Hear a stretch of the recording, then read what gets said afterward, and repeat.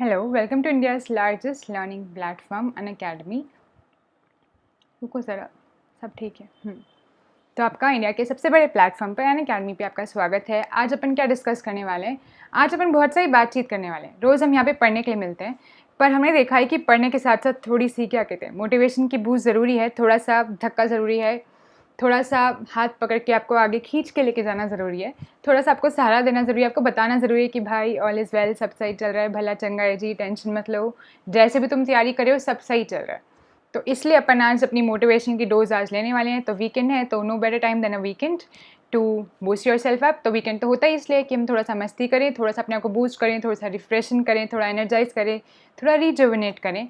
तो आज अपने आप को हम अपनी तैयारी पे रिजुविनेट करते हैं। कुछ 7 सिंपल वे, 7 तो नाम के लिए हैं, मतलब ज़्यादा भी कम भी, पर बेसिकली लगभग 5 6 7 आज हम तरीके सीखने वाले हैं, जैसे कि हम जिसको अभी हमें बहुत टफ लग रहा है जो एग्ज़ाम, उसको हम सिंपली क्रैक कर सकें। ठीक है, और आप देखोगे कि ये तरीके जो आज हम सीखने वाले हैं सिर्फ इस एग्ज़ाम पे नहीं, वो बाकी सभी एग्ज़ाम्स पे लगाए जा सकते हैं और अपनी लाइफ की किसी भी प्रॉब्लम पे भी लगाए जा सकते हैं। तो क्या है ऐसी चीज़ जो आज हम सीखने वाले हैं? तैयार हैं सब इसको सीखने के लिए? एकदम बिंदास तरीके से तैयार हैं सब? रेडी? बहुत अच्छी बात है। तो बिफोर वी मूव अहेड थोड़ा सा अपन काम करेंगे। किस चीज़ पे काम करेंगे? थोड़ा सा अपन नॉर्मल सी अपनी इंट्रोडक्शन करेंगे मेरे बारे में, ताकि जो लोग नए हैं वो मुझसे थोड़ा सा इंट्रोड्यूस हो जाएं, फेमिलियर हो जाएं, थोड़ा सा अनअकैडमी के प्लेटफॉर्म के बारे में, ताकि जो लोग नए हैं तो वो थोड़ा सा अनअकैडमी को जान लें।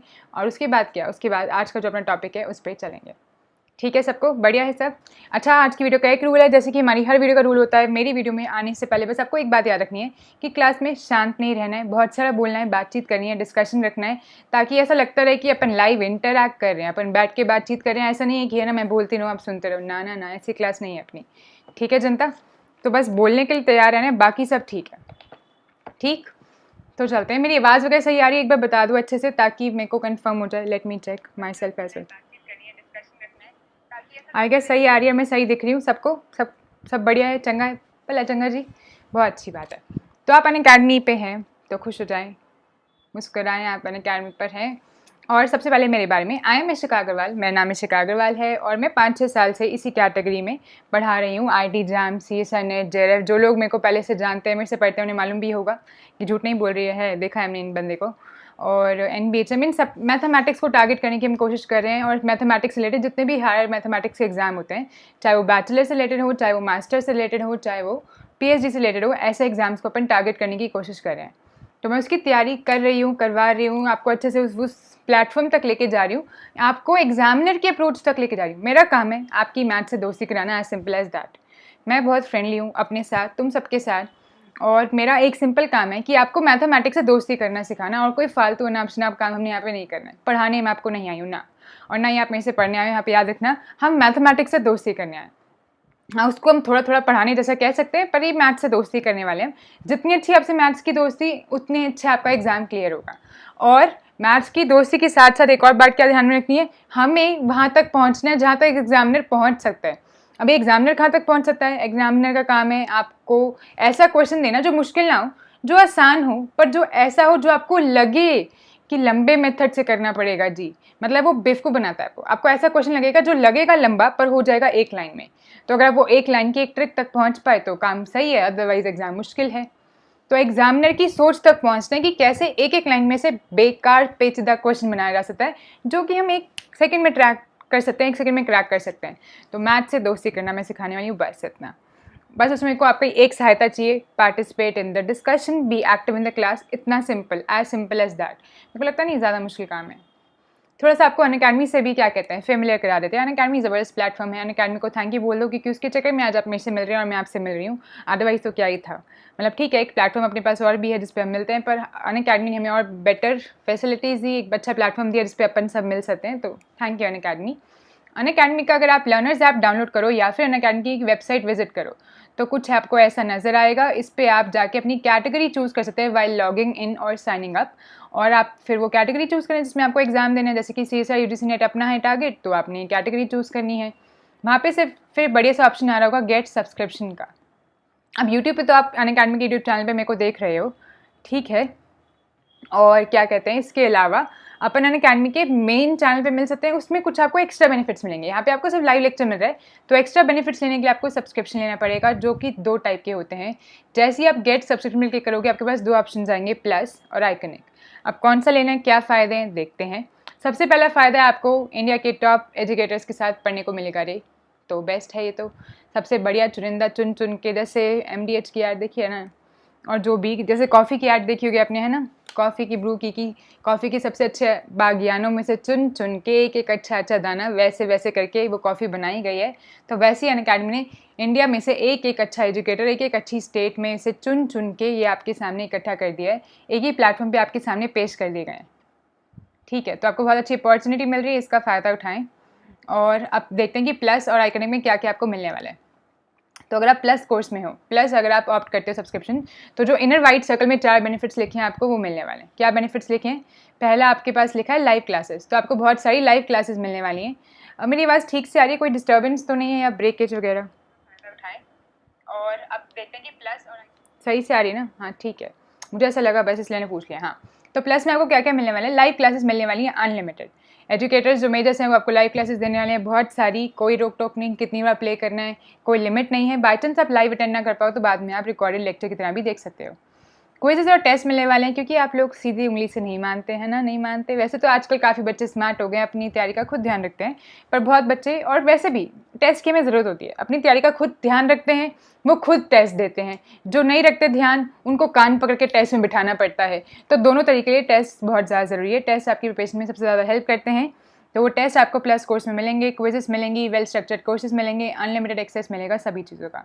ये आपको मिलेगा प्लस कोर्स में। आइकनिक में क्या मिलेगा? आइकनिक में ये 4 बेनिफिट्स तो मिलेंगे, उसके अलावा एडिशनल बेनिफिट्स मिलेंगे। 5th बेनिफिट मिलेगा कि आपको 1-to-1 गाइडेंस मिलेगी, एक पर्सनल कोच आपको अलॉट कर दिया जाएगा। इनके साथ अपनी जर्नी में आपको जब भी डाउट आ रहा है, आप इनको याद करें और इनसे अपने डाउट्स क्लियर करें, ठीक है ना। इसके अलावा आपको स्टडी प्लानर बनाने में हेल्प करेंगे, तो एक स्टडी प्लान बनाने में आपको हेल्प करी जाएगी।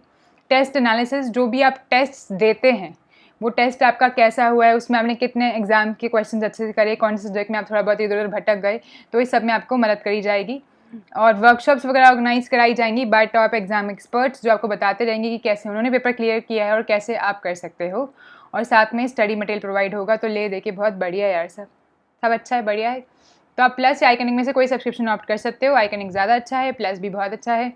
जो भी आप ऑप्ट करोगे आपको यहाँ पे सिलेक्ट करना है, सिलेक्ट प्लस और सिलेक्ट आइकनिक। एक चीज़ आपको और याद रखनी है, इशिका 10 ये एक रेफरल कोड है।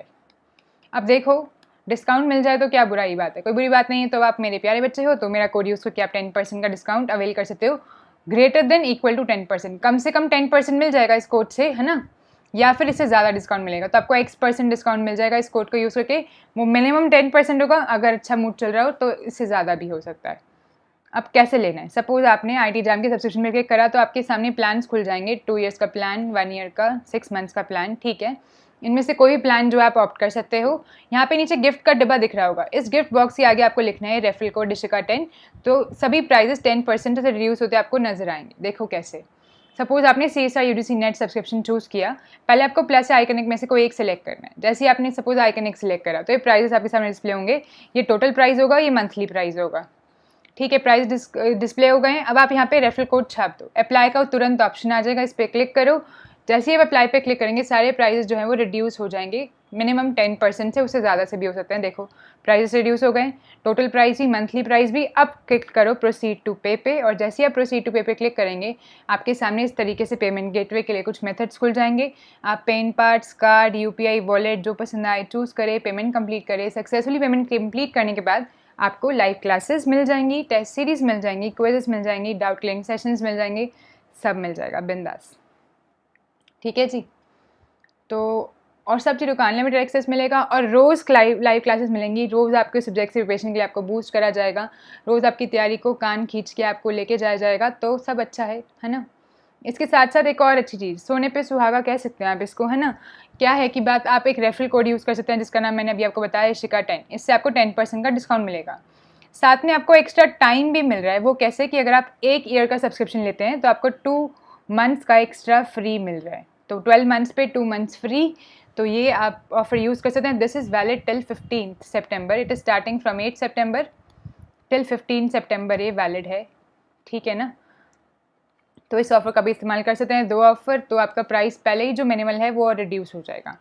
और इनका कोई प्राइस हाइक का इरादा है, यानी कि प्राइस इंक्रीज़ करने वाले हैं, तो इन केस आपको लेने हैं सब्सक्रिप्शन तो ले लो, वेट मत करो before the price is increased. तो ये तो थी इंट्रोडक्शन। इतनी पेशेंटली सारी इंट्रोडक्शन को सुनने के लिए बहुत बहुत धन्यवाद। आप लोग काफ़ी अच्छे हैं, सच में बहुत ज़्यादा अच्छे हैं आप लोग। अब चलते हैं अपने मेन मुद्दे पर। क्या करना है हमने, क्या काम करना है? जो काम हम रोज़ करते हैं वही काम करना है। आज भी हमने रोज़ क्या करते हैं, हम बहुत सारा पढ़ते हैं। आज अपन पढ़ेंगे नहीं, आज अपन डिस्कशन करेंगे। और डिस्कशन का टॉपिक आपको मालूम है, अपन सबका मोटिव क्या है, अपन ने मिलकर क्या करना है, एक एग्ज़ाम है प्यारा सा CSIR नेट, इसको करना है क्रैक। तो सबसे पहले आप सबकी तरफ क्वेश्चन आता है, हाँ जी काली जी और बाकी सब जो भी ऑनलाइन हैं, कैसे कर रहे हैं आप लोग तैयारी? अपनी तैयारी के बारे में कुछ मुझे बताएं। क्या तैयारी कर रहे हैं, क्या चैलेंजेस आप फेस कर रहे हैं इस टाइम पे तैयारी करते हुए, क्या प्रॉब्लम्स आपको आ रही हैं, जो भी है वो मुझे बताओ। फिर अपन देखते हैं कि कैसे कैसे अपन उसको आगे एक नई डायरेक्शन दे सकते हैं।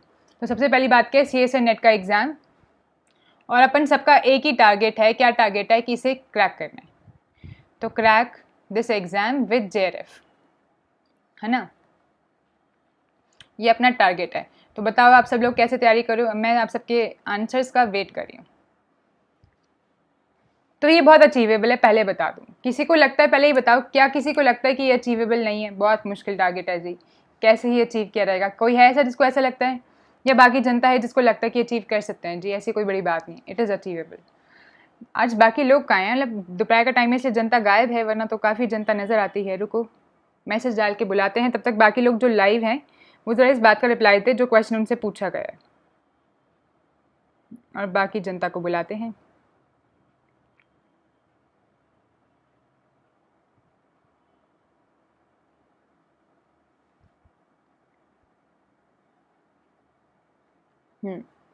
तो पोस्ट डाल दी गई है ताकि बाकी जनता भी आ जाए। क्या कहना है आपका? काली का कहना है, काली कह रहे हैं वीडियोस देखते हैं यहाँ यूट्यूब पे, यही है तैयारी। अच्छा, बस यही तैयारी करे हो आप, पर्सनली पढ़ते नहीं हो? क्योंकि सिर्फ देखने से तो क्या होता है, अपन कॉलेज में भी देखते हैं, अपन ट्यूशन में भी देखते हैं, उससे क्या होता है? आप पर्सनली पढ़ते होगे, पढ़ने का टाइम निकालते होगे, आप सबके कुछ प्लान्स होंगे। तो सबसे पहला जो चैलेंज आप फेस करते होगे इन जनरल, वो क्या होता होगा? सबसे पहला काम, चैलेंज जो आप फेस करते हो, हम हर एक चैलेंज को एक एक करके क्या करेंगे ना, कन्वर्ट करेंगे एक सिंपल वे में, जो कि हमें नेट का एग्जाम क्लियर करने में हेल्प करे, ठीक है ना। तो आज का अपना टारगेट क्या रहेगा, अपन क्या करेंगे, एक एक करके अपना एक एक चैलेंज उठाएंगे। चैलेंज या प्रॉब्लम कह लो, जो भी आप फेस करें, उस चैलेंज को धीरे धीरे से ऐसे करके ना उसको क्या बना देंगे, एक ट्रिक में कन्वर्ट कर देंगे, एक ट्रिक टू क्रैक एग्जाम। मतलब आपकी प्रॉब्लम में से ही सोल्यूशन हम निकालेंगे, ठीक है। तो सबसे बड़ा चैलेंज जो आप फेस करते होंगे कि मैम टाइम कहाँ से निकालें। टाइम आजकल दुनिया के पास बहुत ज़्यादा, दुनिया को लगता है कम है। टाइम तो मतलब ऐसे कम नहीं होता है, पर सबको लगता है कि टाइम ना नहीं है जी, टाइम कम है। तो सबसे बड़ा चैलेंज है टाइम मैनेजमेंट, टाइम कैसे निकाला जाए। कि चलो ठीक है, सबसे पहले हमने क्या किया, सोच लिया कि पेपर क्रैक करना है। फिर हमने क्या किया, पढ़ना स्टार्ट कर दिया, वीडियो से पढ़ना स्टार्ट कर दिया, या कोचिंग इंस्टीट्यूट ज्वाइन कर लिया, या फिर सीनियर्स के साथ बैठ के, या फिर ग्रुप में पढ़ना स्टार्ट कर दिया, या फिर बुक्स के ऊपर डिपेंड करके खुद से स्टार्ट कर दिया। तो सबसे बड़ा चैलेंज जो आप फेस करोगे वो है टाइम मैनेजमेंट। या तो आपके साथ में चल रही होंगी क्लासेस, कॉलेज की क्लासेस, है ना, क्लासेस चल रही होंगी, या तो कॉलेज की, या फिर आपकी कुछ ट्यूशन क्लासेस चल रही होंगी, कोचिंग की क्लासेस, और मे भी साथ साथ में आप कोई लोग जॉब भी करते हो तो जॉब भी बीच में आ सकती है। फिर अपना दिनचर्या जो बेसिकली रोज़ का स्केड्यूल होता है, खाना पीना नहाना धोना, है ना, basics day to day course, basic day to day course, और साथ में थोड़ा सा अब सांस लेने का भी तो टाइम बचना चाहिए ना मैम, तो थोड़ा सा time for break, regeneration and मस्ती, ठीक है। ये तो बेसिक है, जो सबको चाहिए होता है। कोई जॉब नहीं तो कोई इंटर्नशिप, कुछ तो कर ही रहे होगे, हो सकता है कुछ करे, हो सकता है ना करे हो, या फिर कोई एक्स्ट्रा कोर्स कर रहे हो। तो ये सब के साथ अब अपन ये सब चल रहा है मैम। अब इन सब के साथ साथ एडिशनली कैसे अपन मैनेज करें सेल्फ स्टडी। देखो, जो लोग सेल्फ स्टडी नहीं करते हैं उनको तो ये समझ जाना चाहिए कि फिर दिक्कत है भाई, क्योंकि सेल्फ स्टडी से ये एग्जाम निकलता है ना। सेल्फ स्टडी को तो टाइम देना पड़ेगा, खुद से पढ़ोगे तभी तो आएंगे कंसेप्ट। सुनना तो बहुत अच्छी बात है, सुनना फर्स्ट स्टेप होता है। सबसे पहले आपने क्या किया, अभी 0th स्टेप क्या होता है, आपने सोचा कि नेट एग्जाम क्लियर करना है। अगला स्टेप होता है कि आपने सोर्सेज इकट्ठे करने स्टार्ट करे, नोट्स इकट्ठे करे, सुनना स्टार्ट किया लेक्चर्स को, आपने कोचिंग ज्वाइन करी, कुछ भी किया, या आपने फर्स्ट स्टेप ले लिया। अब अगला स्टेप क्या है, वो सब ज्वाइन करके उस सोर्सेज से खुद पढ़ो ना, तभी तो आएगा। तो सबसे इंपॉर्टेंट स्टेप बन जाता है सेल्फ स्टडी। अब सेल्फ स्टडी में दिक्कत कहाँ पे आती है, आप देखोगे सुबह, मैं अपना स्केड्यूल जैसे बताऊँ आपको, जो मुझे दिक्कत आती थी कि भाई मैं सुबह उठ जाती हूँ 4 बजे, यस 4 बजे उठ जाती हूँ, तो 4 AM उठ गई, ठीक है। अब 4 बजे उठते उठते फ्रेश होना, नहाना धोना और मेडिटेशन सेशन ऑन करना, ताकि मैं मेडिटेशन सेशन सुबह सुबह होस्ट करती हूँ, तो उसके लिए टाइम कितना मेरे को लग जाता है, ऐसे करते करते 5 AM हो जाते हैं, जब तक मेडिटेशन सेट सारा कुछ फ्रेश व्रेश करके नहाना धोना और मेडिटेशन सेटअप कर दिया। फिर 5 to 6 मुझे क्लास लेनी होती थी मेडिटेशन सेशन की, जिसमें लास्ट में करते करते हमेशा 7 AM तक खिंच जाती थी। तो 4 AM मेरा वेकअप टाइम था। सबका अपना अपना होगा, अपने हिसाब से ना इसको कस्टमाइज़ करके लिखते रहो। मैं बता रही हूँ कैसे कैसे अपन चैलेंज, मैं तो इतनी जल्दी उठती हूँ, अगर आप लेट उठोगे तो आपके पास टाइम और कम हो जाएगा। मेरे पास इतनी जल्दी उठने के बावजूद भी टाइम मैनेज करने में कोई प्रॉब्लम आती थी। तो ठीक है, 5 से 7 अपन ने क्या कर लिया, मेडिटेशन सेशन ले लिया। जब मैं मेडिटेशन सेशंस नहीं ऑर्गेनाइज करती थी, उस टाइम पे मैं इस टाइम पे वॉक के लिए जाती थी। तो या तो मेडिटेशन सेशंस ऑर्गेनाइज कर लिए मैंने, या फिर इस टाइम पे मैं जा रही हूँ वॉक के लिए, ठीक है। तो 4 से 7 बज गए, 2 घंटे 3 घंटे चले गए, अभी कुछ ऐसा पढ़ाई की तरफ तो टाइम नहीं निकला है। वॉक आ गई, घर पे आने के बाद अब 7:15 के आसपास लगा लो ना, 7:15 से 8:15 तक या 8 तक, अगर मेरे 8 के बाद कोई और स्केड्यूल है, कहीं जाना है, तो अगर कहीं नहीं जाना तो फिर ये हो जाएगा 9 तक मेरे को करनी होती है योगा, ठीक है। गया तो 4 से यहाँ तक, अभी तक अपन ना मॉर्निंग स्केड्यूल चल रहा है, पर्सनल टाइम चल रहा है, पढ़ाई की तरफ कहीं टाइम नहीं निकला। फिर ऐसे करते करते फिर 9 से लेके अपने को क्या तक 11-12 बजे तक अपन कोई और काम कर रहे होते हैं, घर के काम, थोड़ा खाना वाना बना लिया, या फिर कहीं क्लास में जाना है, ठीक है। या फिर अगर आपका कॉलेज या स्केड्यूल वगैरह है तो 12 की जगह ये 2-3 बजे तक हो जाएगा, और आपका क्या चलेगा, कॉलेज या कुछ भी स्केड्यूल वगैरह चलेगा। तो कुछ डेली कोर्स, ठीक है ना, जैसे कि आपकी क्लासेस हो सकती हैं, या फिर कुछ घर का खाना वाना बनाना, कुछ भी है ना, कुछ तो काम होएगा ही। तो सारे मेन काम जो इस बीच वाले टाइम में होते हैं, ठीक है। 3-4 बज गए, अब 4 बजे से लेके 6 बजे तक मेरे को क्लासेस लेनी होती थी, पढ़ाना होता था। तो आपका भी इस टाइम पे कोई काम होगा, कुछ ना कुछ काम तो अपने को पढ़ाने का इस टाइम पे, ठीक है। उसके बाद क्या करना है, उसके बाद घर पहुँचे किसी तरह 6:30 7-8 बज गए, ट्रैवलिंग व्रैवलिंग में, तो ट्रैवलिंग में गया बाकी का टाइम, और ट्रैवलिंग करते करते पहुँच गए घर पर 8 तक। तो अब 8 PM से लेके अपने को क्या कहते हैं 9 PM तक थोड़ा टाइम मिलेगा रेस्ट करने का, उतने में खाना वाना खाना है, और इतने में कितना ही टाइम है, 1 घंटा मिला, उसमें सारे घर के काम दोबारा करने हैं, घर पे आओ, चेंज करो, खाना वाना खाओ। फिर 9 से 10 दोबारा क्लासेस लेनी होती थी पढ़ाने वाली। अब उसके बाद क्या करना है, दोबारा पढ़ा लिया, अभी सेटअप वेटअप भी करना होता है, उसके बाद सेटअप वगैरह पैकअप करना होता है, करते करते बज गए 11। और मैं कोशिश करती हूँ कि 10:30 तक सो जाऊँ, मेरा फिक्स सोने का टाइम है। तो 10:30 से 11 के बीच में बस जल्दी जल्दी सब कुछ पैकअप करके सोना है। दिन हो गया ख़त्म। बताओ पढ़ने का टाइम कहीं निकला क्या? सब चीज़ों के लिए टाइम निकला, पढ़ने, योगा करने के लिए, मेडिटेशन क्लासेस के लिए, पढ़ाने के लिए, पर पढ़ने का टाइम कहाँ है यार? खाने पीने नहाने, पढ़ने का टाइम देखो कहीं भी एडजस्ट नहीं हो रहा था।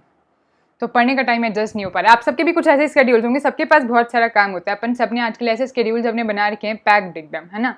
तो दिक्कत कहाँ पे आ जाती है, टाइम की दिक्कत आ जाती है। अब टाइम को कैसे मैनेज करें, देखो अब टाइम को कैसे मैनेज करना है। ये मेरा स्केड्यूल है, तुम सबका अलग अलग स्केड्यूल होगा, और मे बी आप जल्दी ना भी उठते हो, तो मे बी आपका स्केड्यूल 4 AM की जगह स्टार्ट होता हो 5 AM से, या 6 AM से, या 7 AM से, या 8 AM से, और शायद आप जल्दी सोते भी ना हो 10:30 बजे, तो मे बी आपका जाता हो 12 बजे तक, या 1 बजे तक, या 11 बजे तक, आपके हिसाब से, ठीक है। काली, हाँ बिल्कुल अलग जाता होगा। बाकी 10 लोग और भी बैठे ऑनलाइन, या सब लोग पार्टिसिपेट करें, अकेला काली क्यों, और मैं अकेली क्यों बता रही हूँ अपने कोर्स, सब बताएं। अगर आप बताओगे तभी तो आपको हेल्प कर पाएंगे अपने यहाँ कुछ डिस्कस करने में। तो बताओ किस किस को कैसे कैसे दिक्कत आती है। पहली दिक्कत ये है कि टाइम मैनेज नहीं हो रहा है। अब कैसे सेल्फ स्टडी के लिए टाइम निकालें, जो कि सबसे ज़रूरी है, तो कैसे करना है। अब आपके दिन में बहुत सारे काम हैं, आपको बताओ पहला टारगेट क्या है, नेट का एग्जाम क्लियर करना है ना, बिल्कुल करना है, PhD लेनी है, तो ये आपकी प्रायोरिटी है। तो अपने दिन में से जो काम आप कम कर सकते हो, उसकी जगह सेल्फ स्टडी के लिए टाइम रिप्लेस करो। अब हम क्या करते हैं ना, हम लोग बहुत ज़्यादा परफेक्शनिस्ट बन जाते हैं कि नहीं यार हमें ना बिल्कुल फर्स्ट रैंक लानी है। अभी लानी है फर्स्ट रैंक, इसमें तो कोई गलत बात नहीं है, अच्छा सोच रहे हो, पर फर्स्ट रैंक लाने के लिए ना अपने को ना 20 घंटे ही पढ़ना है। अभी तुम्हारे पास टाइम नहीं है आधे घंटे का, और तुम एक दिन में 20 घंटे निकालने की कोशिश करोगे तो सिर्फ डिप्रेशन ही हो सकता है, फिर तो कुछ नहीं होगा यार। ऐसे कैसे यार, कुछ भी यार, मतलब एक ही बारी में तुमसे खाया भी, तुम सोचो मानो रोज़ 1 रोटी खाते हो और तुम ना बहुत पतले हो और तुम्हें डाइट इंक्रीज़ करनी है। मेरी एक दोस्त है महक, उसका ये काम है, वो मतलब वो खाती भी कम है, और उसको ना क्या कहते हैं, उसको होना है तगड़ा। और जैसे मैं पहले मोटू थी, मैं पतली हो गई हूँ, तो मेरे को ये होना था। उसने पूछा भाई तुम हो गई और मुझे मोटू होना है, बताओ मैं कैसे हूँ, मतलब हेल्दी जैसा होना है। वो थोड़ी अंडर वेट है, तो मतलब अब तुम सोचो कोई अंडर वेट है अभी रोज़ मैं उसका एग्जाम्पल नहीं दे रही, उसको भूल जाओ आप। तो आधा घंटा, अभी रोज़ आधी रोटी कोई खाता है और एकदम से बोले मेरे को ओवर, मतलब मेरे को ठीक सा होना है, ओवरवेट नहीं होना, पर अपने BMI के हिसाब से अपने वेट पे पहुंचना है, तो मैं क्या करूँगा, रोज से 4-5 रोटी खाऊंगा। अरे आधी रोटी से डायरेक्ट 4-5 पे आओगे तो या तो पेट खराब होगा या दिमाग खराब होगा और होगा कुछ नहीं, ठीक है ना। तो तुम्हें क्या करना है, धीरे धीरे चलना है। अभी तुम्हारे पास पूरे दिन, मैं अपने स्केड्यूल का एग्जाम्पल लेके चल रही हूँ कि ठीक है मेरे पास बिल्कुल टाइम नहीं है, तो तुम्हें क्या करना है, start with half hour daily. जी हाँ, आधे घंटे से भी स्टार्ट करा जा सकता है। तो पहले आधा घंटा रोज निकालने की कोशिश करो। अब आधा घंटा तो हम कहीं से भी स्क्वीज इन कर सकते हैं, हमें मालूम है। अगर कहीं घूमने जाना हो तो चुपचाप टाइम निकल जाता है, नहीं सब कुछ कैंसिल करके चुपचाप 5-6 घंटे के लिए घूमने चले जाते हैं, 1 हफ्ते के ट्रिप पे भी निकल जाते हैं, सारे स्केड्यूल मैनेज कर लेते हैं यार। तो आधा घंटा तो निकाल सकते हो। तो मैंने क्या किया ना, अच्छा ठीक है, कुछ कुछ माइनस हो सकता है ना। मेडिटेशन सेशन जो है वो मेरे मैनेजर हैं जी, सौरभ सर, तो उनको बोलेंगे कि ना ठीक है आप लोग थोड़ा सा आधा सेशंस आप स्टार्ट कर दिया करो, मैं थोड़ा लेट ज्वाइन करूँगी और यहाँ से हाफ आवर निकाल लिया कि सुबह उठ के जल्दी पढ़ लूँ। ठीक है, मैं आपको अपना एग्जांपल दे रही हूँ क्योंकि आप सबने अपने स्केड्यूल्स नहीं बताए, मैं आपको आपके एग्जांपल समझाती है। आप बताओ तो आपके स्केड्यूल के हिसाब से मैनेज कर देंगे। किसी को भी कोई दिक्कत आ रही तो मुझे बताओ, I help you manage it, है ना। तो यहाँ से हाफ आवर स्टडी के लिए निकालिए। अब रोज उठ के मैं सुबह सुबह इस टाइम पे हाफ आवर पढ़ लूँगी। फिर मैंने देखा आधा घंटा ना 4-5 दिन तक यही करना है, एकदम से बढ़ना नहीं है। 4 दिन तक हाफ घंटा रोज पढ़ो। आप देखो 4 दिन तक आप इस टाइम पे आधा घंटा पढ़ पा रहे हो, सही टाइम भी निकल रहा है, सुबह उठ के एकदम फ्रेश होते हो, नहा धो के पढ़ पा रहे हो। तो अब आपको धीरे धीरे इंक्रीज करना है। तो क्या कर सकते हैं अब इंक्रीज, यहाँ पे मैं योगा कर रही हूँ 7 से 9। अगर मैं यहाँ से भी आधा घंटा और निकाल लूँ तो, पर नहीं आधा घंटा यहाँ से नहीं ना, मेरे को टोटल 1 घंटा एक ही बारी में चाहिए, है ना। ऐसा भी हो सकता है आपको लगे। तो एक बार क्या करो, अगर आधा घंटा अलग अलग जगह निकल रहा है तो कोई बात नहीं। यहाँ पे आप ट्रैवल कर रहे हो, क्या ट्रैवल करते हो आप लगातार बैठे होते हो, तो क्या आप बुक पकड़ के बैठ सकते हो? तो देखो मे भी बैठ सकते हो, तो एक काम करो, हाफ आवर या यहाँ से 1 आवर निकाल लो कि उस टाइम पे थोड़ा सा बुक पकड़ के बैठ जाओ, सुन लो कंसेप्ट को ना, थोड़ा रिवाइज कर लो, रिवाइंड कर लो अगर पॉसिबल है तो। ठीक है, तो आपने क्या किया, इस तरीके से हाफ या 1 ना यहाँ से निकाल लिया, यहाँ से निकाल लिया, करते करते टोटल आपका हाफ आवर से अब इंक्रीज होके चला गया 2 आवर्स पर। ठीक है ना, तो आपने इसको ले गए आप 2 आवर्स पर, बहुत अच्छी बात है। अब 2 आवर्स अ डे निकल रहे हैं, बस बहुत है, बहुत है। आप 0 टाइम से 2 आवर्स अ डे निकाल पा रहे हो, 1 महीने तक इस शेड्यूल को एज इट इज रखो, इसमें बिल्कुल और बढ़ोतरी करने की जरूरत नहीं है, और आपका टाइम मैनेज हो गया अपने आप ही। अगले महीने से, नेक्स्ट मंथ से आपको या तो थोड़ा सा ज़्यादा टाइम मिल जाएगा या फिर इतने टाइम्स में ही आप क्लियर कर पाओगे। अब आपको लग रहा हो कैसी बात है, 2 घंटे में कैसे क्लियर कर सकते हैं? 2 घंटे में भी क्लियर कर सकते हैं। सोचो कहाँ आपको बिल्कुल टाइम नहीं मिल रहा था, फिर आपने आधा घंटा निकालना स्टार्ट किया, आधा घंटे वाला शेड्यूल आपने 4-5 दिन तक मेंटेन रखा, और फिर आप उसको अब ले गए हो 2 घंटे डेली पे, तो बहुत ज़्यादा है। तो आपको इस तरीके से कोशिश करना है शेड्यूल को मैनेज करने की। ठीक है, तो सबसे पहला काम है टाइम मैनेजमेंट करना। कैसे करना है, अपना पूरा शेड्यूल एक कागज़ पे उठा के लिख दो। तो how to manage time, solution क्या है? सबसे पहला काम है एक शीट लो and write down your schedule. तो राइट डाउन योर शेड्यूल, अपना पूरा शेड्यूल उठा के लिख दो एक कागज पर, और उस शेड्यूल में से धीरे धीरे स्क्वीज करो आधा आधा घंटा करके time, and squeeze out time in the intervals of half hours. ठीक है निशी, आपको भी दिक्कत आ रही है तो आपने भी ऐसे करना है, ज़्यादा नहीं, लालची नहीं होना है, आधा आधा घंटा का टाइम निकालो, आधे आधे घंटे का आराम से निकल सकता है।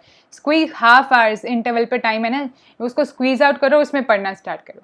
ये मत सोचना कि नहीं आधे घंटे में क्या पढ़ाई होगी, आधे घंटे में तो मूड ही सेट होगा, नहीं कुछ नहीं, चुपचाप लेके बैठ जाओ बुक और पढ़ लो। 1 पेज पढ़ा जा रहा है बहुत है, 1 क्वेश्चन पढ़ा जा रहा है बहुत है, आधा क्वेश्चन, एक बार आधा घंटा पढ़ना है आपको। ऐसे स्क्वीज आउट करके टाइम पढ़ने की कोशिश करो।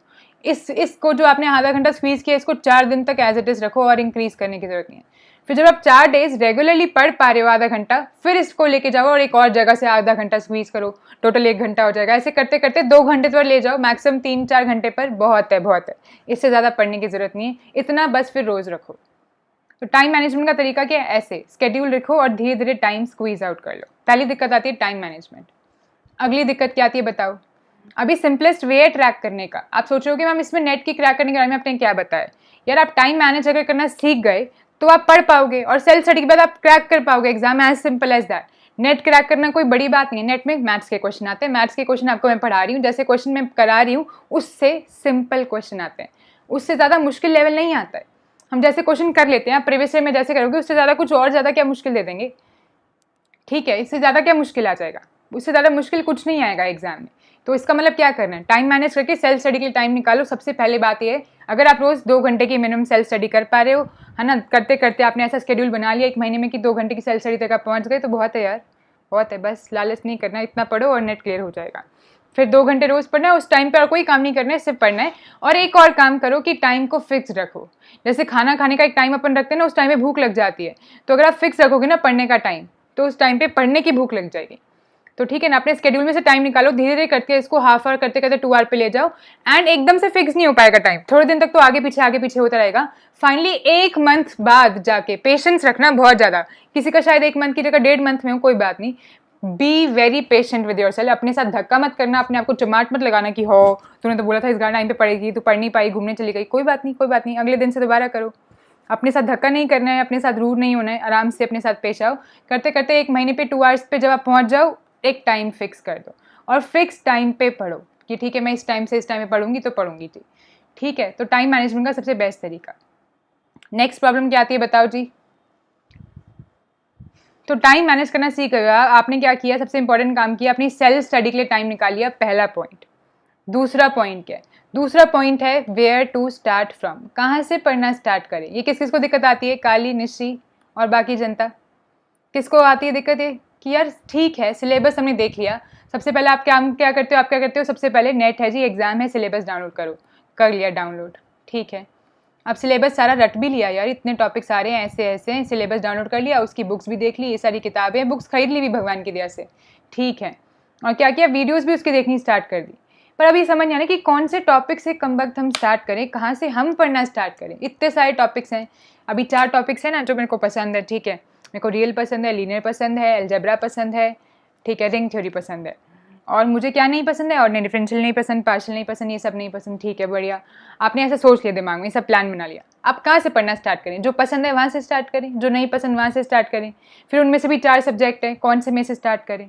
आ रही है ना दिक्कत, निश्चय है ये प्रॉब्लम, तो बताओ ना, मैं को क्यों बताना पड़े, तुम सब अपनी प्रॉब्लम्स की लिस्ट खुद बताओ जो आ रही है ना। ये दिक्कत आती है सबको, समझ नहीं आता कहाँ से स्टार्ट करें। हाँ, फिर ये भी लगता है जब ये वाला क्वेश्चन दिमाग में आता है ना, फिर साथ में और क्वेश्चन बम्बार्ड करे होते हैं। यहाँ से एक क्वेश्चन आ रहा है, दूसरा क्वेश्चन उसी वक्त आ रहा होगा, अरे बाकी बच्चे तो 1 साल से पढ़ रहे हैं, तो अभी तो अपने स्टार्ट भी नहीं करा है। अरे अभी तुम स्टार्ट करने का सोच रही हो, इससे पहले कि तुम सब्जेक्ट डिसाइड करो, दिमाग में आता है अरे बाकी बच्चे तो आगे निकल गए होंगे यार।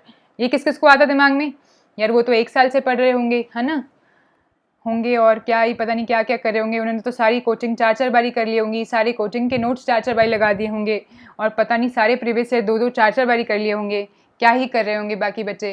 मतलब अभी तुम सब्जेक्ट डिसाइड नहीं कर पा रहे हो, पीछे से नई चीज़ आ गई बीमारी कि अरे दूसरे लोग आगे निकल गए होंगे। आती है ये दिक्कत भी, किस किस को आती है ये दिक्कत, है ना, कि अभी हमने शुरू करा है, अभी तुम सब्जेक्ट डिसाइड नहीं कर पा रहे हो, पीछे से एक और क्वेश्चन आ गया, बाकी लोग तो आगे निकल गए होंगे। तो ऐसे टाइम पे क्या करना है, ये इतना दिमाग नहीं लगाना है, तुम्हें याद रखना है कि बाकी लोग कहाँ से आए हैं, जहाँ से तुम आए हो वहीं से कहीं से आए हैं। कुछ नया तरीका नहीं, सबका दुनिया में आने का सेम ही तरीका होता है ना, यही लगता है बिल्कुल, है ना निश्चय, यही लगता है बिल्कुल बिल्कुल, सबको ही लगता है। मैं क्यों बता पा रही हूँ, क्योंकि मैं भी तुम्हारी एज से ही जा रही हूँ, मैंने भी ये सब की है, सारी तैयारी करी, सेम चीज़ें मेरे दिमाग में आई हैं कि हाँ जी पता नहीं क्या ही करेंगे। तो तुम्हें याद रखना, सबसे पहली बात खुद को याद दिलाना है, ऑल इज वेल। देख ऐसा है, सब सेम जगह पे है, हमें सब पता है कितने पानी में कितना तो सब पढ़ते हैं, जितना मैं पढ़ती हूँ उतना ही सब पढ़ते हैं। अब देखो मैं तुम्हें पढ़ा रही हूँ, उसके बावजूद मैंने भी ये सब फील किया है। तुमने चैट में एक बार भी सारी बातें लिखी नहीं लिखी ना, फिर भी मैं तुम्हें बोल रही हूँ सारी बातें। मतलब हर बंदा फील करता है। तुम्हें लगता होगा मैम हमें पढ़ाती है तो मैम तो बहुत ही इंटेलिजेंट है, तो उसके बाद मैम को सेम फीलिंग कैसे आ रही है। तो ये देखो कि चाहे कोई जितना इंटेलिजेंट हो, सब सेम फीलिंग से गुजरते हैं। तो सब यही देख के गए, ये फेस देख के गए, तो सबसे पहले अपने आप को याद दिलाओ कि सब सेम पानी में और सेम दूध में उतना ही दूध है उतना ही पानी है, ठीक है। तो सब ने किसी पॉइंट पे प्रिपरेशन स्टार्ट करी होगी, और सबकी कुछ ज़्यादा प्रिपरेशन नहीं है, सब अपनी तरह बाकी दुनिया के कामों में लगे हुए हैं, तो टेंशन की कोई बात नहीं है, ऑल इज वेल, ठीक है, सब ठीक है। पहली बात ये याद दिलाई। अब चुपचाप क्या करना है आपको, दिमाग नहीं लगाना है, सिलेबस डाउनलोड कर लिया, बुक्स खरीद ली, चुपचाप pick any book and start. बहुत बेकार बात लग रही ना, यही सही सजेशन है, pick any book and start. बस इतना, खत्म कहानी। सोचना नहीं है, क्या सोचे जा रहे हो, क्या शादी थोड़ी करनी है जो इतना सोच रहे हो कि किसे करनी है किसे नहीं करनी है, सारे गुणवन मैच कर रहे हो। अरे पागल हो क्या, एक किताब उठाओ और शुरू कर दो।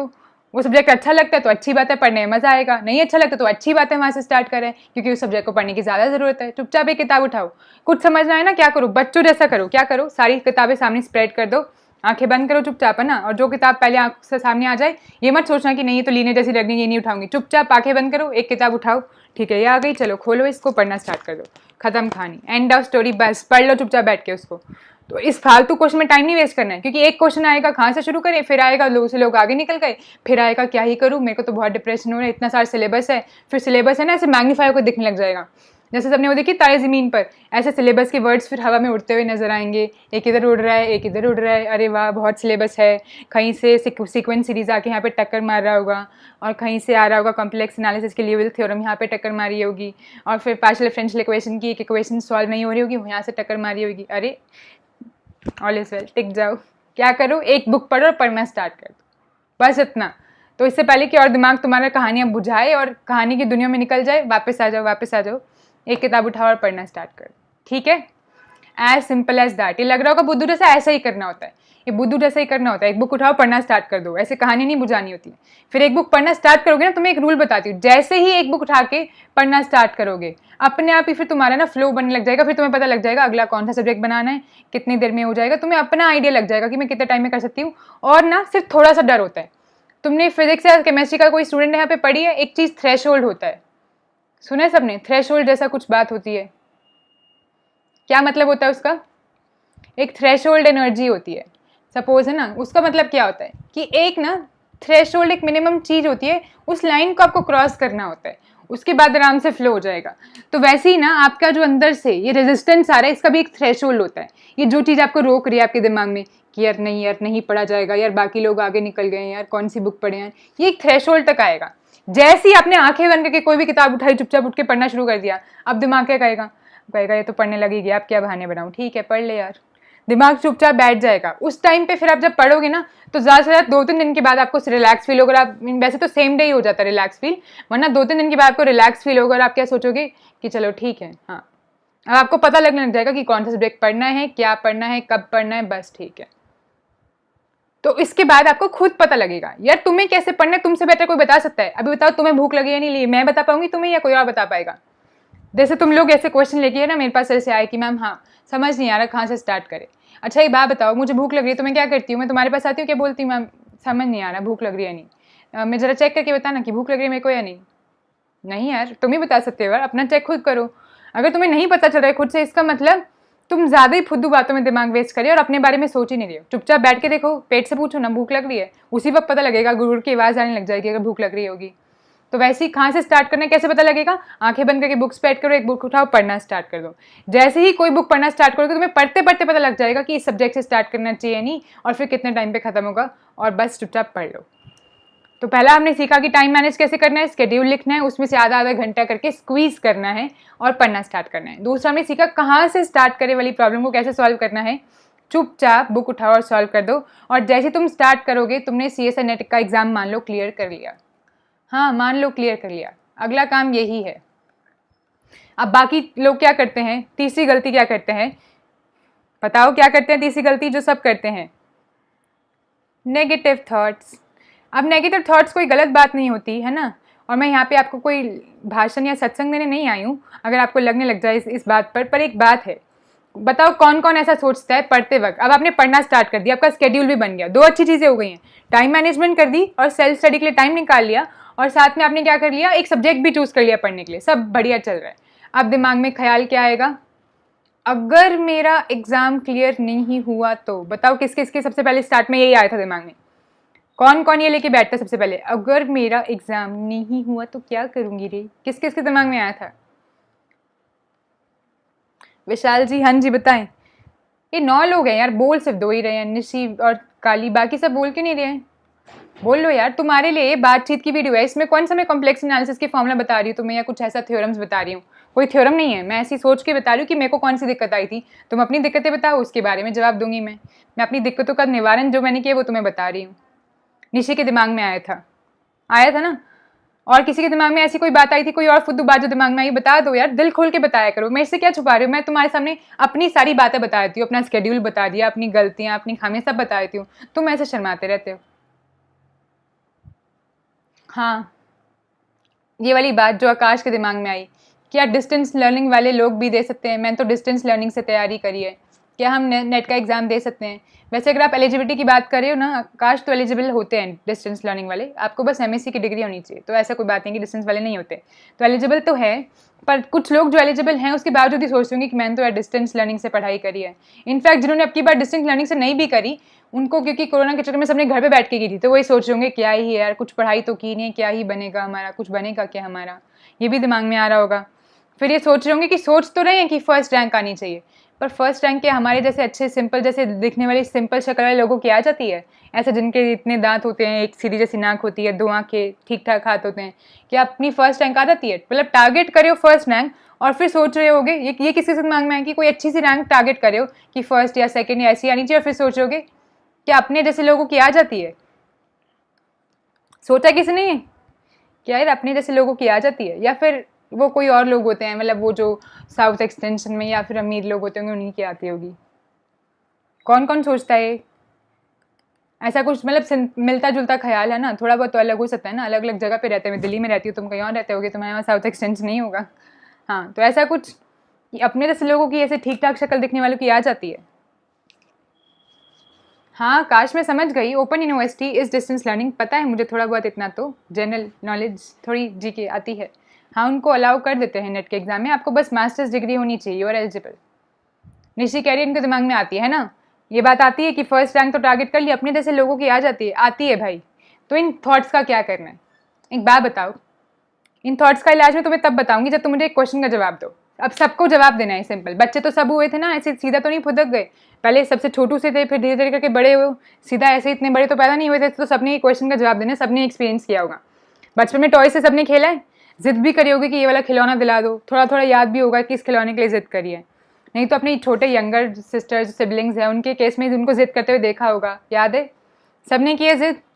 तो कौन कौन ये बताओ कि खिलौना लेते वक्त ये सोचता था कि यार ये तो टूट जाएगा, फिर क्या होगा, फिर क्या होगा हमारा इसके बिना, अगर ये टूट गया तो हम इस कार से कैसे खेलेंगे, कार हम ले रहे हैं, इसके एक टायर बाहर निकल गया तो क्या होगा।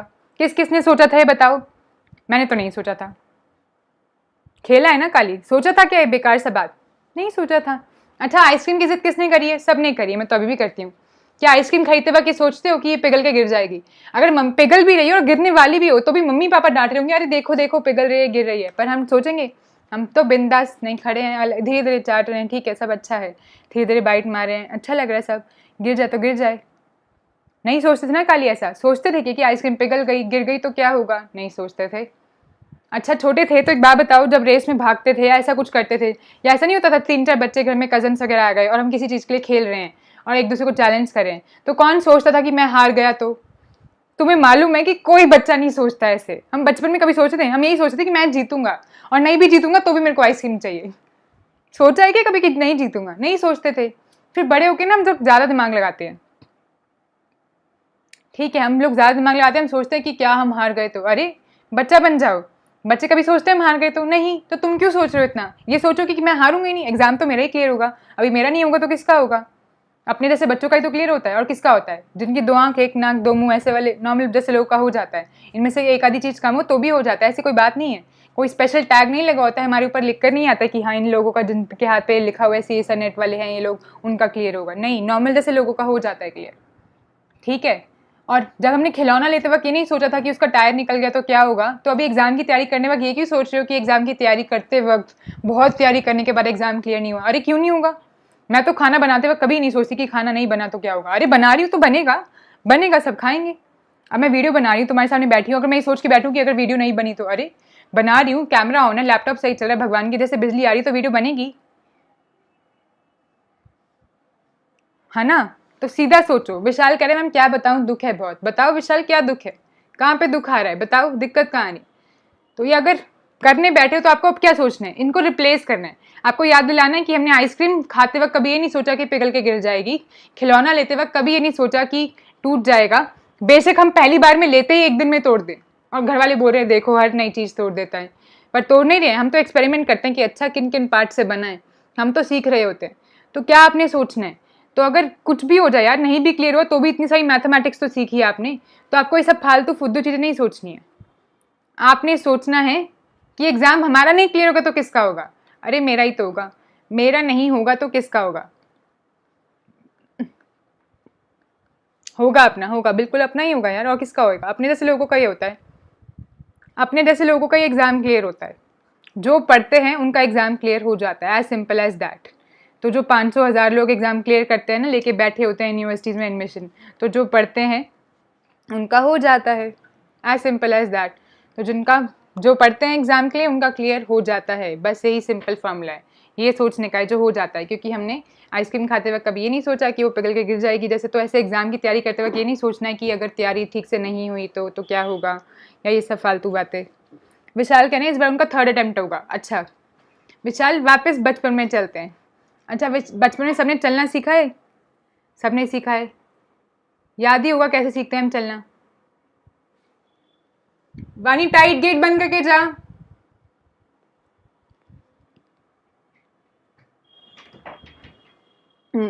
चलना सबने सीखा है, कैसे सीखा है? अच्छा अपना चलना सीखना याद नहीं होगा तो किसी और बच्चे को चलते तो सबने देखा होगा, लाइव नहीं तो मूवीज में कहीं ना कहीं देखा होगा, एड्स में सबने देखा है। वैसे तो सबने लाइव भी देखा होगा एक आधे बच्चे को चलता सीखना। कैसे सीखते हैं सब चलना? क्या होता है, बच्चा पहले ना रेंगना सीखता है धीरे धीरे, ठीक है, रेंगते रेंगते जब वो पहली बार खुद खड़े होने की कोशिश करता है तो गिरता है धड़ाम, हमेशा गिरता है। फिर दोबारा से गिर जाता है तो क्या करता है, फिर दोबारा खड़े होने की कोशिश करता है, उसको लगती नहीं है, वो सोचता है चल हम सोचते हैं कि लग गई, रुक जा। क्या करता है, क्या करता है, दोबारा खड़ा हो जाता है चुपचाप, फिर दोबारा चलने की कोशिश करता है, फिर गिर जाता है, फिर दोबारा खड़ा हो जाता है। और फिर ये काम कितनी देर तक करता रहता है?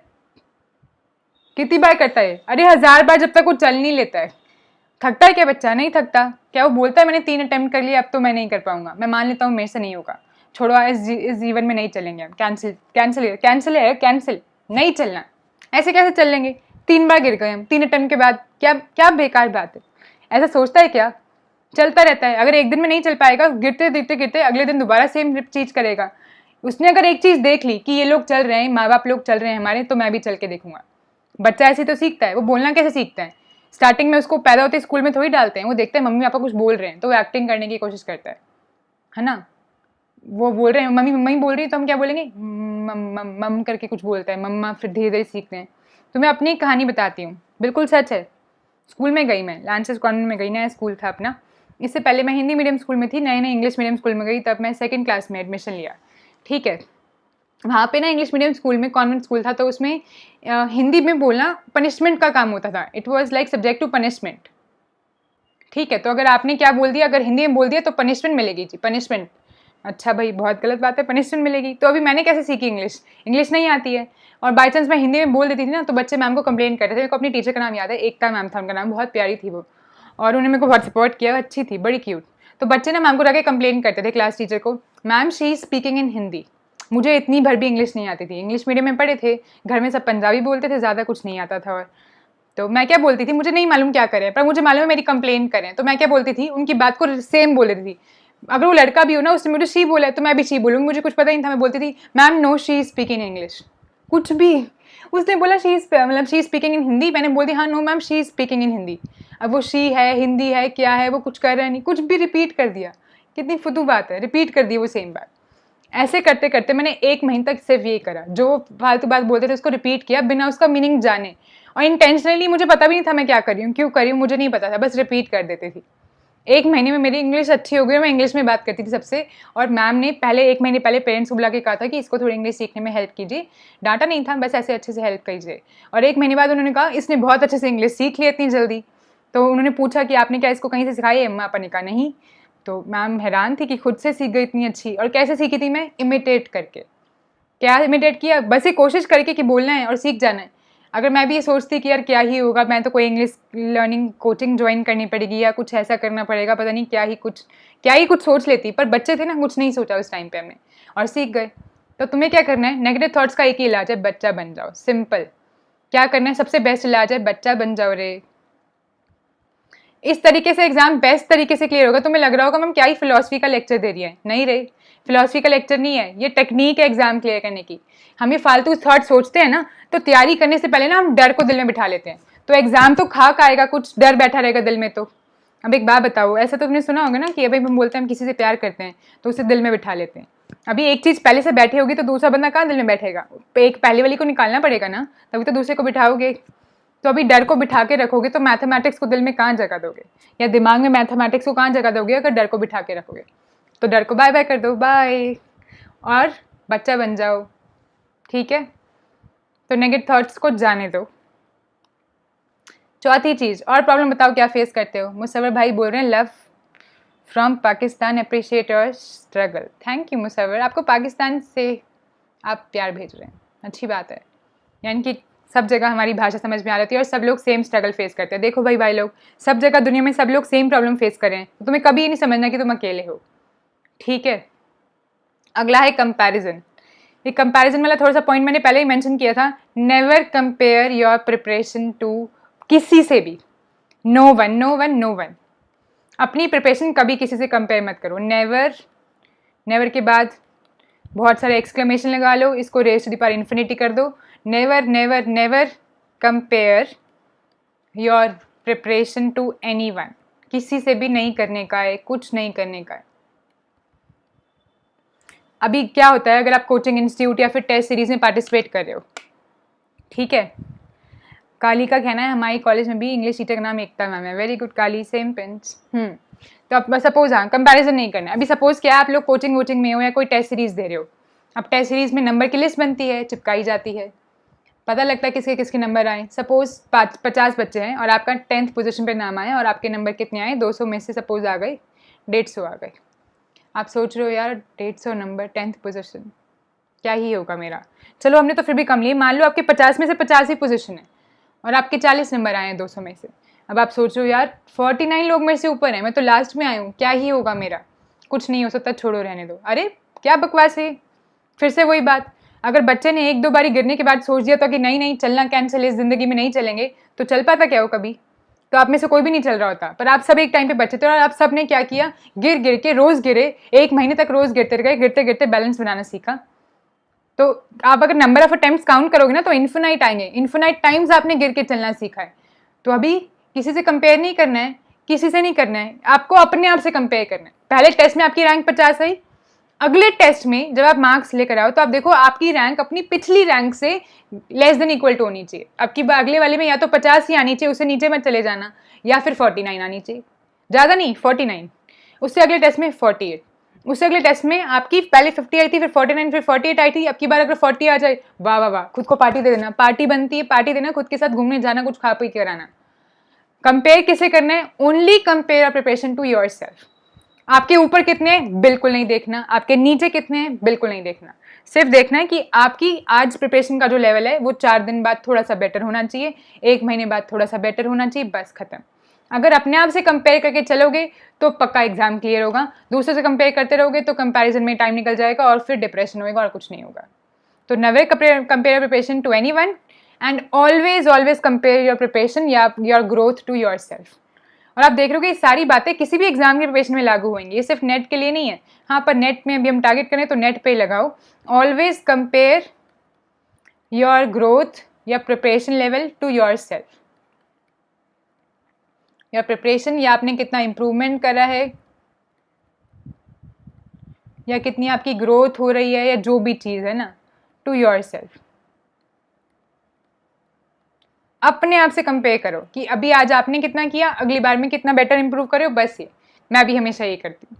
अपनी प्रिपरेशन अपने आप से कंपेयर करो, किसी और से करोगे तो फिर इसी काम में लगे रहोगे, फिर कर लो दुनिया से कंपेयर।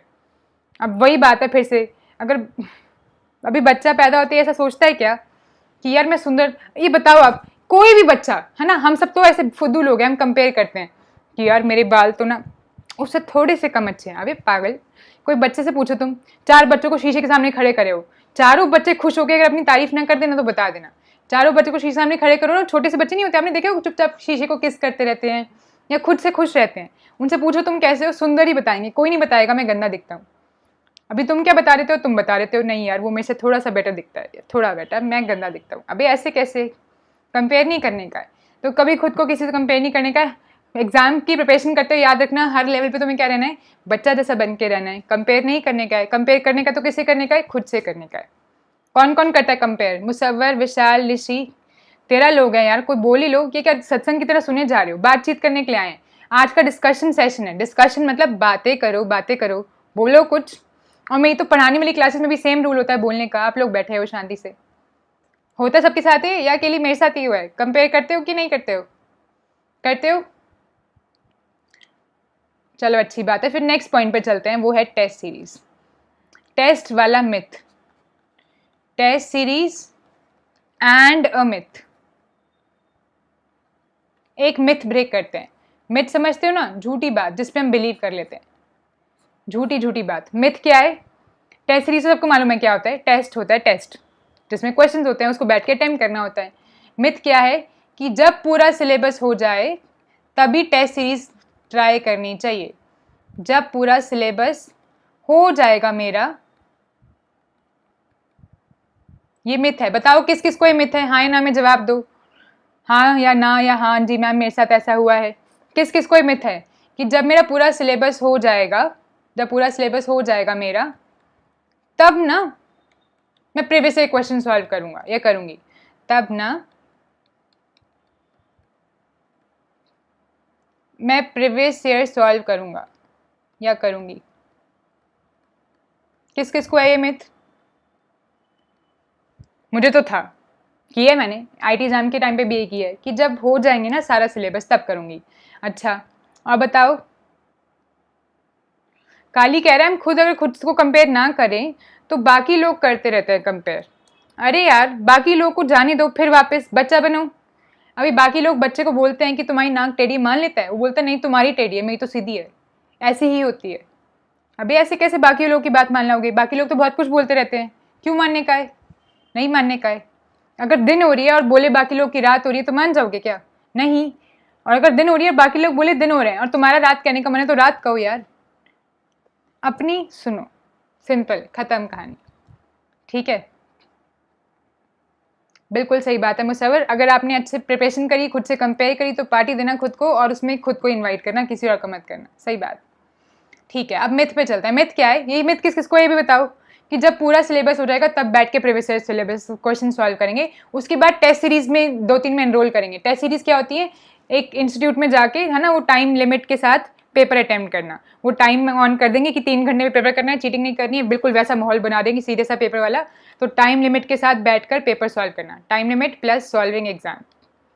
तो ये होता है टेस्ट सीरीज। वो एग्जाम किसके बेसिस पे होता है? प्रीवियस ईयर क्वेश्चन के बेसिस पे कुछ एग्जाम्स उन्होंने बनाया होता है, बेसिकली मॉक टेस्ट भी कहते हैं इसको सब लोग। ये बहुत अच्छी होती हैं टेस्ट सीरीज। सबसे बेस्ट बेस्ट बेस्ट बेस्ट, एक मिनट रुको, अच्छा रंग ले लेते हैं। Best best best best raise to the power infinity तरीका होता है किसी भी एग्जाम में प्रिपरेशन करने का। मैक्सिमम टेस्ट दो, बिल्कुल चाहे कुछ थ्योरी ना पढ़ो, हर रोज एक टेस्ट दो, फिर भी पेपर क्लियर कर लोगे। मेरा नाम ले लो, रिटर्न में ले लो। हर रोज एक टेस्ट दो, बस टेस्ट टेस्ट से सीखते रहो, थ्योरी एक भी हाथ ना लगाओ। उस टेस्ट पेपर के क्वेश्चन सॉल्व करके सीखते रहो, टेस्ट क्लियर कर लोगे। टेस्ट सीरीज बेस्ट तरीका होता है पेपर को सॉल्व करने का। टेस्ट सीरीज और साथ में प्रीवियस ईयर क्वेश्चंस को साथ में देखते जाओ, बस खत्म कहानी। कोई नोट्स लेने की जरूरत नहीं, कोई थ्योरी पढ़ने की जरूरत नहीं। अब मिथ क्या होता है? हम सब इंतजार करते हैं कि जब पूरा हो जाएगा ना सिलेबस तब टेस्ट सीरीज शुरू करेंगे। और पूरा कब होता है सिलेबस? कभी नहीं। कभी हुआ है किसी का सिलेबस पूरा एग्जाम से पहले? मेरे से तो कभी पूछ लो, मैं बोलूंगी नहीं, हुआ, रह होता ही नहीं है। क्योंकि कभी यार किसका सिलेबस पूरा होता है? कुछ ना कुछ टॉपिक तो रह जाता है, कुछ ना कुछ कमी रह जाती है। पर फिर उस कमी का क्या करना है? लेके बैठ जाओ उसको? नहीं। अब कमी के चक्कर में क्या हुआ, हमने प्रीवियस क्वेश्चन कभी करे नहीं, और पहली बार पेपर कब सॉल्व करे हो? जब एग्जाम में जाके बैठ रहे हो। 90% से ज्यादा बच्चे कभी प्रीवियस क्वेश्चन सॉल्व नहीं करते और टेस्ट सीरीज सॉल्व नहीं करते, और पहली बार पेपर कब सॉल्व करते हैं? जब वो एग्जाम में बैठ जाते हैं। सिर्फ थ्योरी पढ़ते रहते पूरे साल इस इंतजार में कि जब थ्योरी कंप्लीट हो जाएगी ना तब प्रीवियस क्वेश्चन सॉल्व करेंगे। और थ्योरी कब कंप्लीट होती है? कभी नहीं, कभी नहीं होती। थ्योरी की कोई कमी नहीं है इस पूरी दुनिया में। 1000 बुक्स मिल जाएंगी आपको अलजेब्रा की, करो सारी सॉल्व, कोई कमी नहीं है। तो करना क्या है? करना यह है फर्स्ट डे ऑफ प्रिपरेशन से, द वेरी फर्स्ट डे जब आप प्रिपरेशन स्टार्ट करते हो तो क्वेश्चन सॉल्व करने स्टार्ट कर देने। आप बोलोगे हम ये कैसी बेकार फुद्दू बात कर रहे हो आप, अगर हम पहले दिन से पेपर सॉल्व करेंगे, हमें तो आता ही नहीं कुछ, कैसे करेंगे? आपने कभी अगर ध्यान दिया हो, एक सब्जेक्ट का सारा सिलेबस कंप्लीट करने के बाद भी अगर आप पेपर सॉल्व करने स्टार्ट करते हो तो आपको क्वेश्चन में लगेगा कुछ नई बात पूछ रहा है, इसका आंसर कोई हमें बता दे कैसे लिखना है। तो ऐसा क्यों लगता है? क्योंकि थ्योरी कुछ और चीज आपका कहीं और लेवल डेवलप कर रही है। तो थ्योरी बिना पढ़े या पढ़ने के बाद भी क्वेश्चन कुछ नई चीज होती है। ऑफ कोर्स थ्योरी पढ़नी जरूरी है, मैं ये नहीं कह रही कि बिना पढ़े जाना, थ्योरी पढ़ना, बट इट इज इंपॉर्टेंट कि जिस दिन से आप थ्योरी पढ़ना स्टार्ट करे हो, पेपर की तैयारी अगर आप आज से स्टार्ट करे हो या कल से करे हो, तो उसी दिन से आप प्रीवियस क्वेश्चन सॉल्व करना स्टार्ट कर दो। कैसे करना है? क्वेश्चन रीड करो, सॉल्व करने की कोशिश करो। आपको लगे कि थ्योरी में कमी है, मेरे को नहीं आता तरीका, तो कोई बात नहीं, रीड करके सॉल्व करने की कोशिश करो, और सॉल्व पेपर मिल जाए तो उसका आंसर भी देखो और उतना पार्ट समझ लो। ऐसे करते जाओ, रोज कम से कम एक पेपर सॉल्व करो, नहीं हो पा रहा है आधा रोज करो, नहीं हो पाए तो रोज एक क्वेश्चन ही सॉल्व कर लो, पर पेपर के क्वेश्चन जरूर सॉल्व करने हैं। तो टेस्ट सीरीज जिस दिन से स्टार्ट हो, इस मिथ को ब्रेक करो, break this myth and start solving, start taking part in test series, break this myth. जिस दिन से आपका स्टार्ट हो जाए थ्योरी, उसी दिन से पढ़ना स्टार्ट कर दो, उसी दिन से प्रीवियस पेपर सॉल्व करना स्टार्ट कर दो, ठीक है। निशी कह रही है उनके साथ ऐसा होता है, उन्होंने अभी तक प्रीवियस क्वेश्चन बुक भी नहीं खरीदी है। होता है ना, सबके साथ होता है। Please break this myth. जो लोग 60 पेपर सॉल्व करते हैं उनका पक्का पेपर क्लियर होता है। मानो, शॉर्टकट बता रही हूँ तुम्हें, यही शॉर्टकट है, मान लो इस बात को। तो प्रीवियस क्वेश्चन ज़्यादा से ज़्यादा सॉल्व करो, अभी से सॉल्व करने स्टार्ट कर दो, बस इससे ज़्यादा बेहतर और कोई तरीका नहीं है, ठीक है। और कौन सी प्रॉब्लम आती है? भूख प्यास बहुत लगने लग जाती है, या तो भूख प्यास बढ़ जाती है या फिर अभी है डाइटरी की स्पेलिंग गलत लिखी हो तो मारना मत, यहाँ पे ई या ए जो भी आता है मान लो, ठीक है। Dietary habits and sleeping habits. क्या होता है ना, या तो बहुत ज़्यादा भूख लगने लग जाएगी, या कम भूख लगने लग जाएगी, या खाना टाइम पे नहीं खाते हो, या बहुत ज़्यादा खा रहे हो।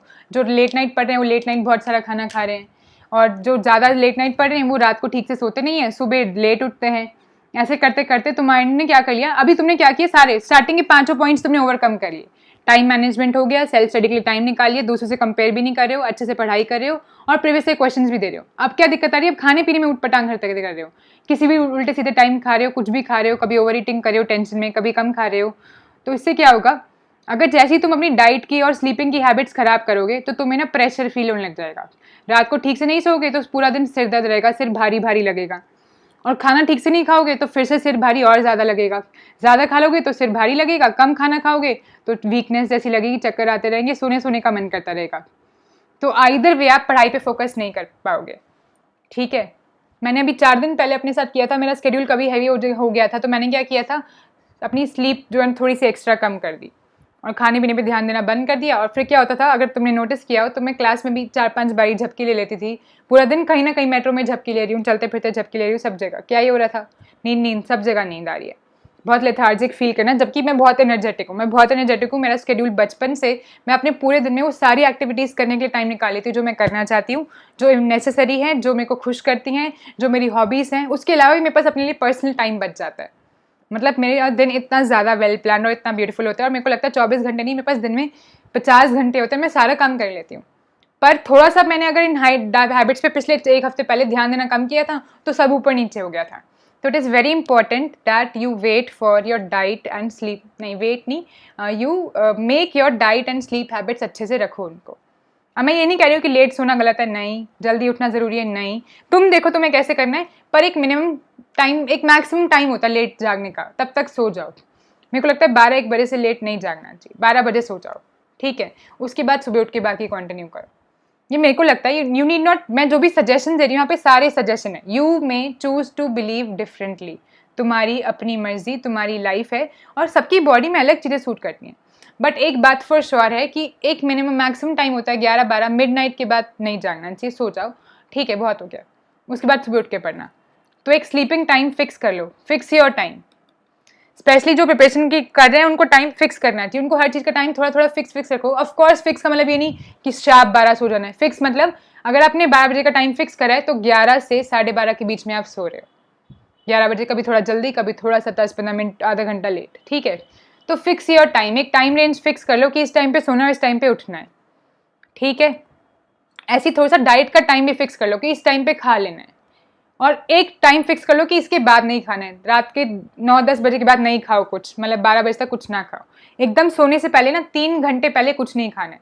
तो don't eat anything 3 hours before you sleep, ये ज़रूरी है। उससे क्या होता है, पीसफुल स्लीप आती है और सुबह आप फ्रेश उठोगे। अगर जैसे हम खाए और खाने के बाद तुरंत आधे घंटे बाद सो गए ना तो सुबह बहुत लेथार्जिक फील होगा। तो don't eat anything 3 hours before you sleep. अगर आपको बहुत खाने की आदत है तो आप इसको 2 आवर्स या आधे घंटे से स्टार्ट करो, फिर इसे 3 आवर्स पर ले जाओ, ठीक है। And early to bed and early to rise makes a man healthy wealthy and wise, ये बात बिल्कुल सही है। अगर आप अपने स्केड्यूल को, सपोज आप बहुत लेट नाइट जागने वाले और धीरे धीरे करके आधा घंटा इंक्रीज करो, सपोज आप पूरी रात जाग के पढ़ते हो और 4 बजे सोते हो और सुबह फिर 8 बजे उठने वाले स्टूडेंट हो, बहुत सारे ऐसे हैं, मेरी बेस्ट फ्रेंड भी ऐसा ही करती है, ठीक है। बेस्ट फ्रेंड कौन सी? दूसरी वाली महक, ऐसा करती है। अक्षिति अब नहीं करती है, वो अच्छी है, मतलब उसने अपना स्केड्यूल काफ़ी इंप्रूव कर लिया है। अच्छे तो सभी होते हैं, लेट उठने वाले भी अच्छे होते हैं, पर क्या होता है कि स्लीप साइकिल ना एक नेचुरल होती है, ये बायोलॉजिकल है। ये मैं कोई बाबा वाला ज्ञान नहीं दे रही हूँ, ये बायोलॉजी कहती है कि एक टाइम होता है। कौन सा टाइम? जब रात को अंधेरा होता है ना, उस अंधेरे वाली आवर्स में सोना बहुत ज़्यादा मैक्सिमम प्रोडक्टिव होता है, आपको बहुत ज़्यादा रेस्ट मिलता है। अगर आप सन चढ़ने के बाद, दिन चढ़ने के बाद सोते हो ना, तो आपको लगेगा कि आपकी नींद कम पूरी हो रही है। अगर रात को आपको 4 घंटे सो के सुकून मिल रहा है ना, तो सुबह आप वो 8 घंटे सो के भी बोला सुकून नहीं मिलेगा। सबको ये फील तो पक्का हुआ होगा, है ना। काली कह रहे हैं मैम सुबह जल्दी उठने के लिए कुछ टिप्स दीजिए, मुझे कम से कम 9 आवर्स की नींद चाहिए। काली 9 आवर्स बहुत ज़्यादा है, ऑन एन एवरेज 7 घंटे इज़ फाइन। तो जल्दी उठने के टिप्स क्या हैं? धीरे धीरे इंप्रूव करो। हाँ, मुसव्वर आपने प्रॉब्लम लिखी थी, डिलीट कर दी, लिखे रहने दो, तभी तो मैं पढ़ पाऊंगी। तो क्या होता है, तो क्या बात है, मैं क्या बोल रही थी, मैं भूल गई क्या बोल रही थी। हाँ, सपोज आप लेट उठने वाले हो ना, तो क्या करना है, आधा घंटे टाइम पीछे करो। सपोज आप 4 बजे सो के रात को और सुबह 10 बजे उठते हो, तो सिर्फ आधा घंटा, आधा घंटे वाला रूल याद रखो, स्क्वीज बाय हाफ आवर। तो क्या कर दो, आधा घंटा शिफ्ट कर दो, 4 बजे की जगह 3:30 सो जाया करो और सुबह 9:30 उठ जाया करो। फिर आधा घंटा और ऐसे कर करके धीरे धीरे पीछे करो और वापस, अगर आप इस टाइम तक आ जाओ कि 10 साढ़े 10 तक सो जाते हो और सुबह आप उठ जाते हो 5 6 या 7 बजे तक भी, तो बेस्ट टाइमिंग। ठीक है, इस टाइम तक ले आओ धीरे धीरे। अपने साथ हार्ड नहीं होना है, अपने साथ ऐसे नहीं करना है कि ठीक इतनी गलत टाइम पे उठते हो सोते हो, नहीं, धीरे धीरे तक इस टाइम तक आ जाओ। ठीक है, एंड फिक्स कर लो, धीरे धीरे करके आ जाओ इस टाइम पे। और ये बेस्ट तरीका है, क्योंकि अब आपने सब कुछ मैनेज कर लिया, पर अगर आप ठीक से सोना खाना पीना मैनेज नहीं करोगे ना, तो फिर प्रिपरेशन में कहीं ना कहीं कमी रहती रहेगी। And last but not the least, इसके अलावा भी बहुत सारी बातें हैं, पर आज जो हमारा लास्ट पॉइंट है वो है ऐड एक्सरसाइज, या फिर सिंपल एक्सरसाइज नहीं करने की इच्छा तो रोज 15-20 मिनट वॉक भी कराओ, बहुत ज़्यादा है। 15-20 मिनट की एक्सरसाइज, 1 आवर की ऐड कर पाओ तो उससे बढ़िया तो कुछ है ही नहीं। तो 15-20 मिनट की एक्सरसाइज या फिर 15-20 मिनट की वॉक मिनिमम अपने स्केड्यूल में डाल लें।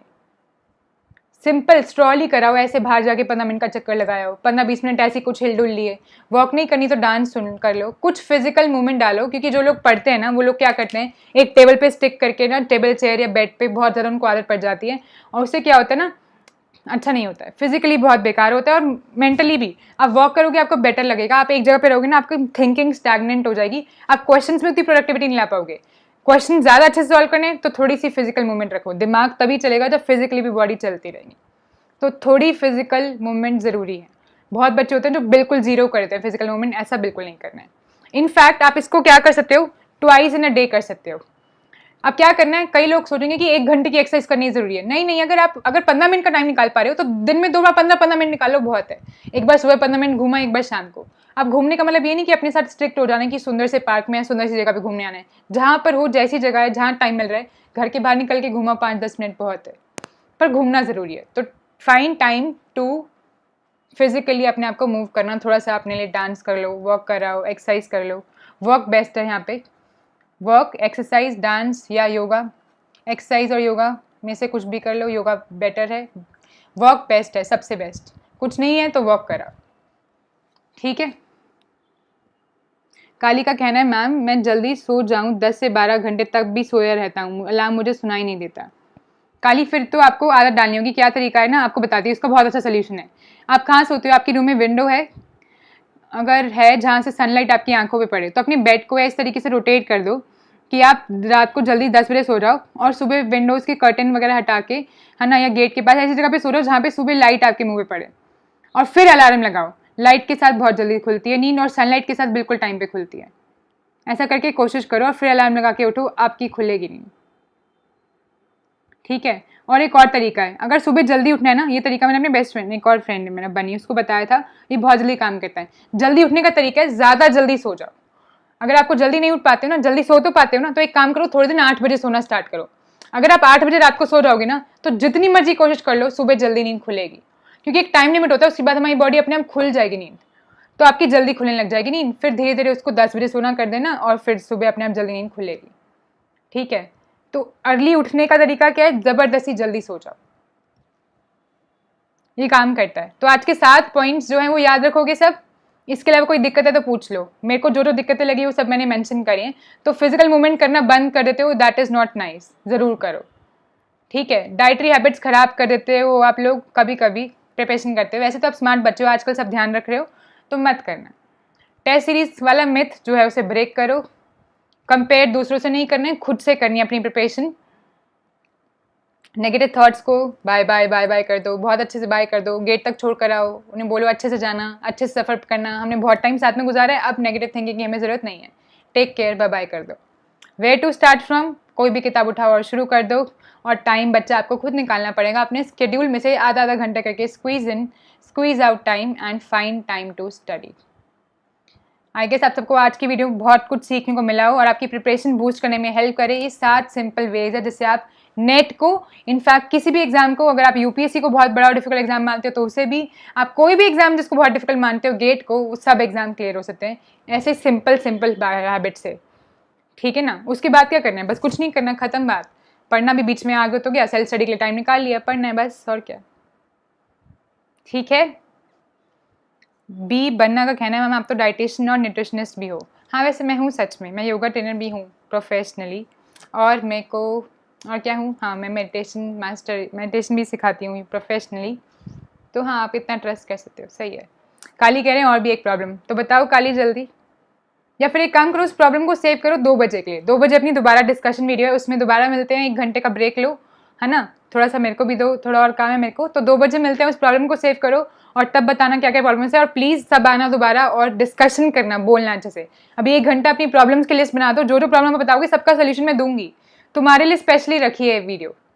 ठीक है, तो 2 बजे मिलते हैं, अपनी प्रॉब्लम्स की लिस्ट बनाकर आओ और जो जो प्रॉब्लम्स है वो बताना 2 बजे, और सबका हम सोल्यूशन यहीं पर लाइव निकालेंगे। अब तुम्हें मौका मिल रहा है अपनी प्रॉब्लम सॉल्व करने का, है ना, तो निकालो।